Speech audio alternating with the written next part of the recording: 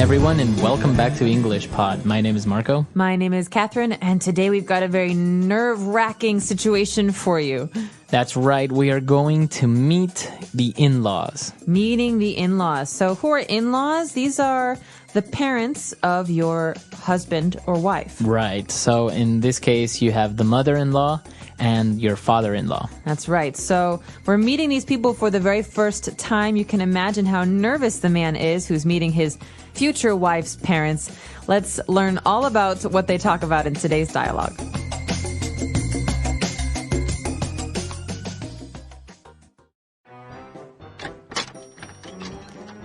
Mother, Father, I'd like to introduce you to my fiancé, Bob. Hello, Bob. Welcome. Thanks for having me. Nice to meet the both of you. I've heard so much. So, Cindy told you about bringing home her last boyfriend then. That idiot. Shh, Thurston, you're going to scare the poor boy. Come in and have a drink. Dinner will be on in just a bit. What'll you be having? Whiskey, bourbon, pick your poison. If you have a lemonade, that'd be great. Lemonade? Why, sure, there's some in the fridge. Mother makes her own lemonade from scratch. It's the best. So, what are your hobbies, son? If you want, we can do some hunting tomorrow.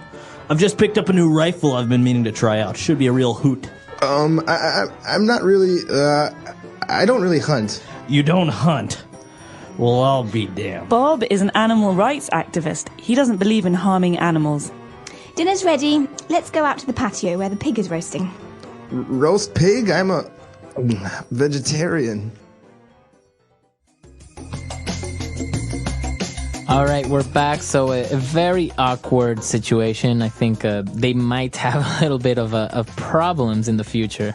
Yeah, there are a lot of cultural differences between the characters, the son-in-law and the new parents. The father-in-law, Yeah. So it's really interesting. Why don't we start off by looking at a couple of different words on language takeaway. Language takeaway. So first of all, we have the two characters, Cindy and Bob, who are getting married. So we call Bob Cindy's fiancé. Right. Mm-hmm. So my fiancé, and it comes from French, and it means to the person that you're going to get married to. That's right, the person you've decided to get married to. So we say fiancé. We can say the same word for a man or a woman. So he is my fiancé. She is my fiancé. Okay. My fiancé. Very good.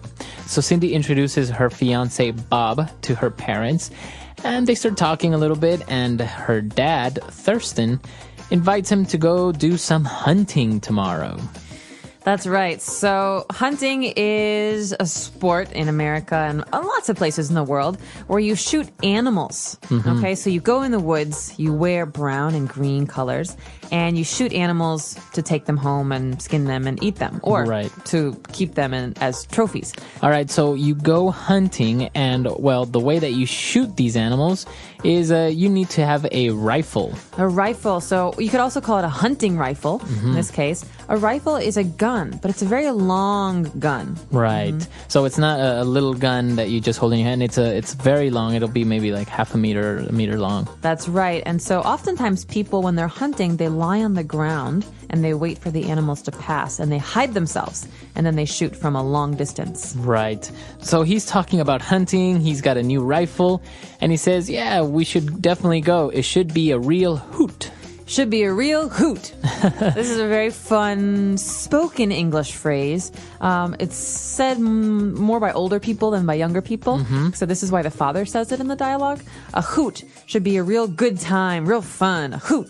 So how can you use this like, oh, the party last night was a real hoot? Yep. You can say that. You can say, or she's a real hoot. She's really funny. Okay. She's really enjoyable. This is a little bit more like spoken and used by maybe older people, right? Yeah, my mother would say this. I wouldn't say this. So, oh my goodness, it was a real hoot. Yeah. All right. So he's talking about hunting, how much fun they would have, and unfortunately, Bob. Bob is an animal rights activist.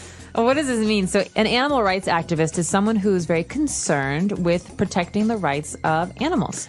So, for example, if I'm an animal rights activist, maybe I will protest people who wear fur. Or perhaps I will also try and secure land for a natural wildlife preserve so that animals can live in the wild. There's not houses or cars. So animal rights activists are people who try to make sure that animals are protected from human beings. Okay, very good. And this is what Bob is. So obviously Bob is not really into hunting, right? I'm guessing no. These are two opposites. You have people who like to kill animals and people who want to protect the lives of animals. Right. Okay, well, and to finish off our language takeaway, dinner is ready, so let's go out to the patio.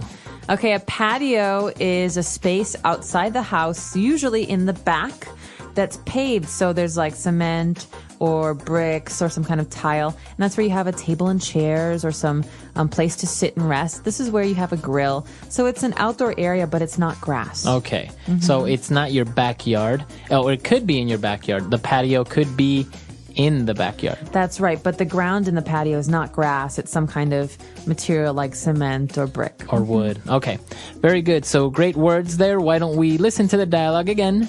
And we'll be back in a bit with Fluency Builder. Fluency Builder. All right, we're back. So we have 3 great phrases here on Fluency Builder. Why don't we start off with the first one? So the first one, we have to go back to the very beginning of this dialogue and think about these people who are introducing each other for the very first time. Cindy says, I want to introduce you to my fiance, Bob. Bob says to Cindy's parents, I've heard so much. I've heard so much. Okay, so this phrase, you can usually use it when you meet somebody for the first time. I've heard so much about you. That's right. So the longer version is I've heard so much about you. Basically, you're saying, listen, Cindy talks about you a lot. I've heard really nice things. Sometimes people like to joke. You say, I've heard so much about you. They say, I hope only good things. Yeah, or I hope not too much. I hope not too much. So this is a very polite way to respond when someone introduces themselves. Okay. I've heard so much about you. It's a pleasure to finally meet you. Exactly. Okay. So they started talking, and actually Thurston offers him a drink. He says, well, what do you want? Whiskey, bourbon? Pick your poison. All right. This is one of my very favorite phrases in English. The father-in-law wants to give the new son-in-law a drink, and there are many different options. So pick your poison means pick your drink. You might hear this at a bar. What do you want to drink? Well, pick your poison. Right. You could have whiskey, rum. So usually we're just talking about alcoholic drinks. Okay, so you wouldn't really use this for juices or water or something like that. Nah. Okay. This is for alcohol. Okay, so if you say pick your poison, that's for alcohol, right? Or maybe you can ask somebody what they're drinking. You would say, what's your poison? Yeah, what's your poison? Okay. So poison in this case is a slang term for alcohol. Very good. And finally, when Cindy was talking about lemonade that her mother makes, she said she makes it from scratch, to make something from scratch. You could say, my mother makes chocolate chip cookies from scratch. This means to not to buy something in the store, but to make it all yourself from nothing.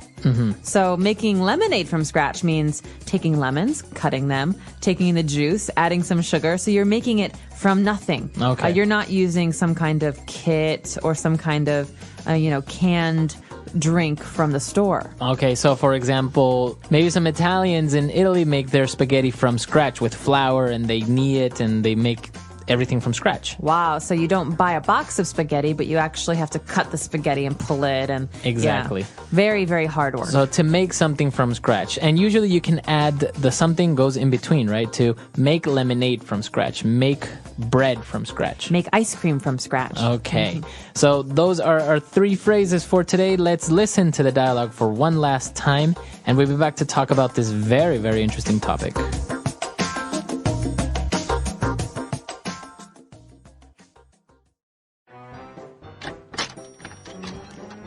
Mother, Father, I'd like to introduce you to my fiance, Bob.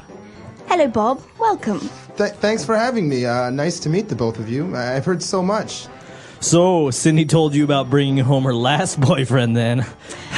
That idiot. Thurston, you're going to scare the poor boy. Come in and have a drink. Dinner will be on in just a bit. What'll you be having? Whiskey, bourbon? Pick your poison. If you have a lemonade, that'd be great. Lemonade? Why, sure, there's some in the fridge. Mother makes her own lemonade from scratch. It's the best. So, what are your hobbies, son? If you want, we can do some hunting tomorrow. I've just picked up a new rifle I've been meaning to try out. Should be a real hoot. I'm not really, I don't really hunt. You don't hunt? Well, I'll be damned. Bob is an animal rights activist. He doesn't believe in harming animals. Dinner's ready. Let's go out to the patio where the pig is roasting. Roast pig? I'm a vegetarian.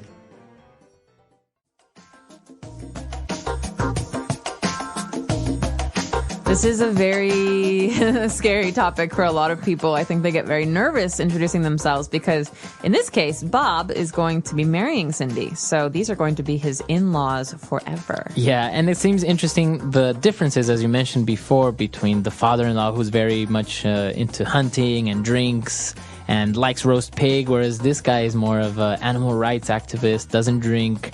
He's a vegetarian. He doesn't eat meat. So I think it would be very complicated. And I think this happens a lot also with people from different cultures, right? Maybe you're Asian and you're marrying an American or something like this. Yeah, that's right. I think it can be very, very difficult. I recently went to a wedding between a Chinese girl and an American guy.